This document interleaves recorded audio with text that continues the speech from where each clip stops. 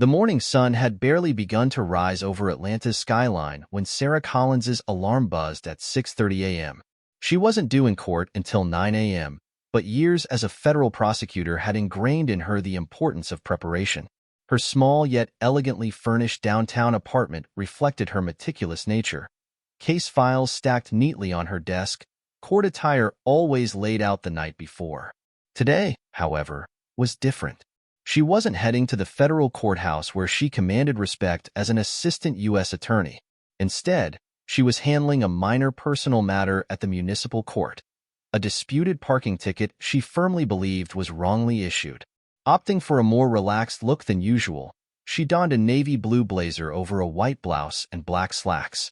Standing before her bathroom mirror, she carefully pinned back her natural hair, which she had recently begun wearing proudly after years of straightening it.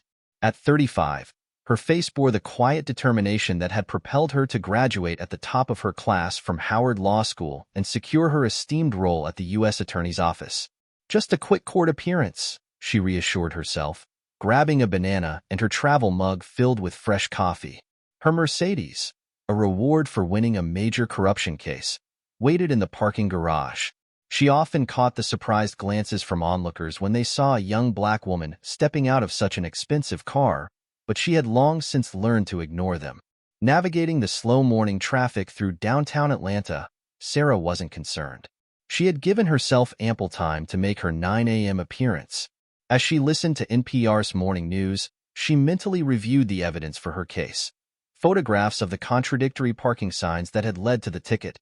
At 8:15 a.m., her car's Bluetooth announced an incoming call. The display showed it was from her boss, the U.S. Attorney himself. Her pulse quickened. A direct call from him typically meant urgency. "Sarah, I apologize for the early call." His voice came through the speakers. "We have a situation with the Thompson trafficking case. The defense just filed a last-minute motion that could jeopardize our prosecution. I need your eyes on this immediately." The Thompson case was one of the largest human trafficking cases in Georgia's history. Sarah's grip on the steering wheel tightened. "Of course, sir. What's our timeline?" "The judge has given us until noon to respond. I'm sending the documents to your email now. Can you review them and call me back with your analysis?" "Yes, sir." Her well-planned morning had just taken a turn. Instead of heading straight to the courthouse, she pulled into a small coffee shop's parking lot, opened her laptop, and connected to her phone's hotspot. The legal arguments were complex, and she meticulously took notes, analyzing each point. Time slipped away, and when she finally glanced at her watch, her stomach dropped. 8:50 a.m. The municipal court was still 10 minutes away, and she knew finding parking would take even longer. Quickly, she called her boss, provided her initial analysis, and promised a more thorough review after court. Back on the road, Sarah focused on staying calm. She had never been late to court before. It went against everything she stood for. But she also knew her responsibilities as a federal prosecutor took precedence. The Thompson case could impact dozens of lives. She pulled into the municipal court parking lot at 9:10 a.m. As she hurried up the courthouse steps, her phone buzzed, a message from her boss thanking her for her quick work. She allowed herself a small smile. At least her delay had served an important purpose. What she didn't know was that her slightly late arrival was about to unravel deep-seated biases within the very system she had dedicated her career to serving. Judge William Barrett's courtroom had a reputation for strict discipline and cold efficiency. At 62, with graying hair and wire-rimmed glasses, he carried himself with an air of authority built over 30 years on the bench. He prided himself on running his courtroom like a well-oiled machine, and in his view, tardiness was an outright sign of disrespect. The courtroom was already bustling with 23 people seated on the wooden benches, most there for minor violations like parking tickets and traffic infractions. The early arrivals, mostly white and dressed in business attire, sat with their paperwork neatly organized. Barrett approved of their punctuality. At precisely 9 a.m., the bailiff called, "All rise." Judge Barrett entered and immediately began calling cases, moving with practiced efficiency. A white businessman had arrived 5 minutes late earlier, but the judge had barely acknowledged it. At 9:15 a.m., the courtroom door opened quietly. Sarah Collins stepped in, trying not to disrupt proceedings, but Judge Barrett's head snapped up immediately. His narrowed eyes locked onto her. "Step forward," he commanded, his voice cold and sharp. The case he had been addressing was momentarily forgotten. Sarah walked to the podium, standing tall despite the hostility radiating from the bench. Judge Barrett glanced at his calendar. "You must be Sarah Collins. Your case was scheduled for 9 a.m., he emphasized, his tone dripping with disapproval. "Do you believe your time is more valuable than this court's time, Miss Collins?" Before Sarah could explain, he continued, his voice rising with each sentence. "This court has rules. This is not some casual neighborhood gathering where you can waltz in whenever you please." Sarah remained composed, hands folded in front of her. She noted that he hadn't even looked at her case file yet. His assumptions were written all over his face. The bailiff, James Wilson, a seasoned black man, had seen this before. His jaw tightened as he observed the judge's behavior. Just minutes earlier, a white woman had arrived late without consequence. Sarah finally spoke, her voice even. "Your Honor, if I may—" "You may not," Barrett cut her off. "I've heard every excuse, traffic, car trouble. None of that matters here." Then came the gavel. "This court fines you $500 for contempt." The gallery shifted uncomfortably. The court clerk, Mrs. Thompson, hesitated before typing the fine, making a personal note. Last week, a white male attorney had arrived 20 minutes late and received only a warning. Sarah took a measured breath. She had prosecuted dangerous criminals, faced down hardened defense attorneys. This was different. This was personal. Then, with deliberate calm, she reached into her briefcase and pulled out a leather credential holder. The gold seal of the U.S. Department of Justice glinted in the sunlight. "Your Honor," she said, her voice carrying unmistakable authority. "Before we proceed, I need to formally introduce myself." She held up her credentials. "I am Assistant United States Attorney Sarah Collins, Northern District of Georgia." The room went silent. Judge Barrett's face drained of color. "I was delayed by an urgent federal matter, the Thompson human trafficking case, which I'm sure Your Honor is familiar with from the news."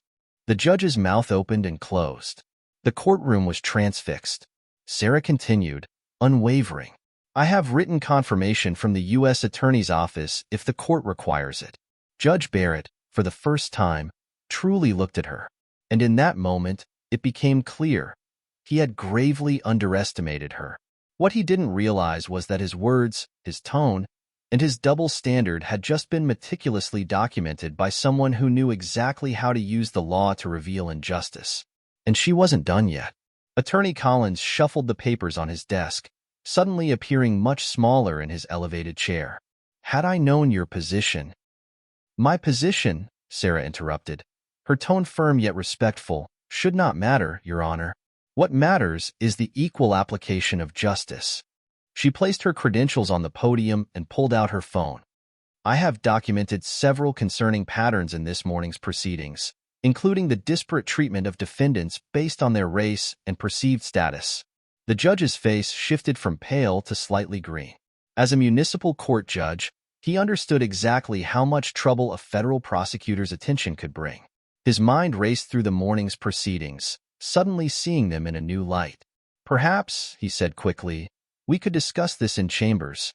And of course, the fine is dismissed." "No, Your Honor," Sarah replied, her voice carrying the weight of every instance of prejudice she had faced in her career. "The fine should not be dismissed simply because of my position. That would only reinforce the systemic bias I am addressing. Instead, I believe this is an opportunity for a broader discussion about equal treatment under the law." The other defendants in the courtroom watched in amazement, many discreetly pulling out their phones despite court rules prohibiting recording. This was a moment they would tell their families about.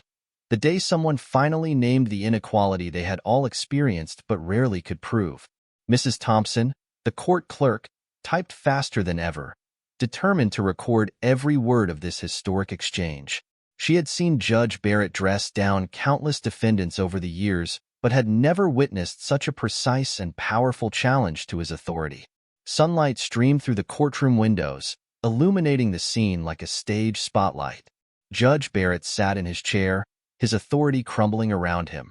while Sarah stood tall at the podium, transforming from a defendant into a champion of justice before everyone's eyes.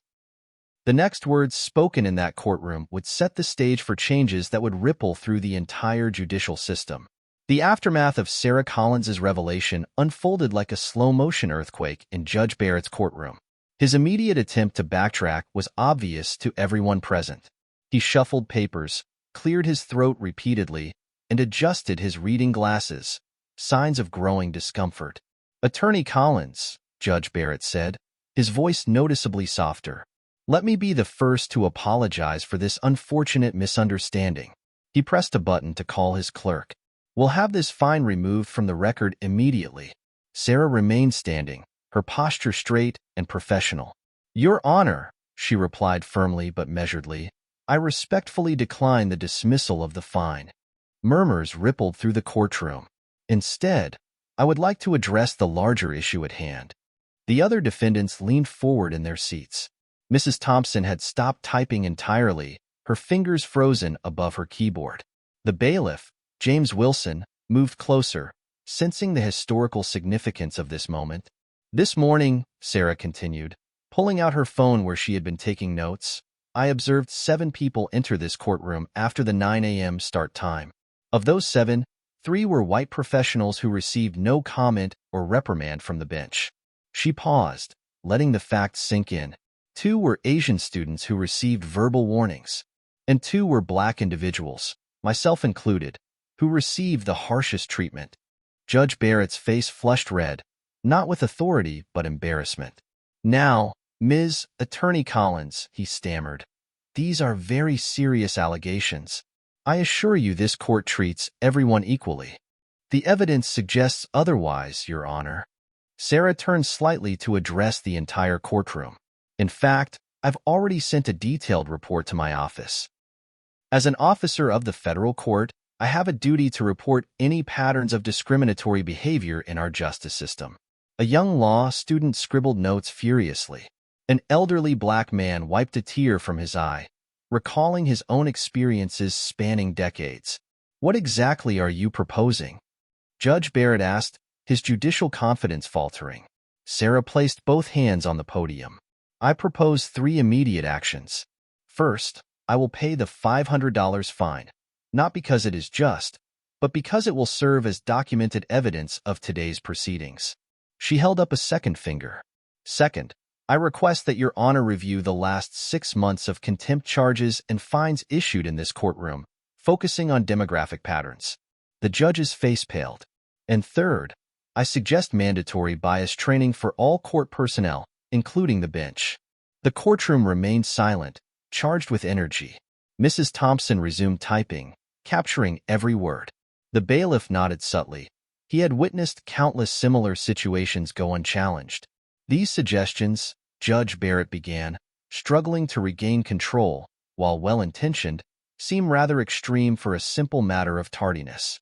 "With all due respect, Your Honor," Sarah responded, "what's extreme is the continuing pattern of racial bias in our courts. As a federal prosecutor, I've seen how these simple matters add up to create systemic barriers to justice."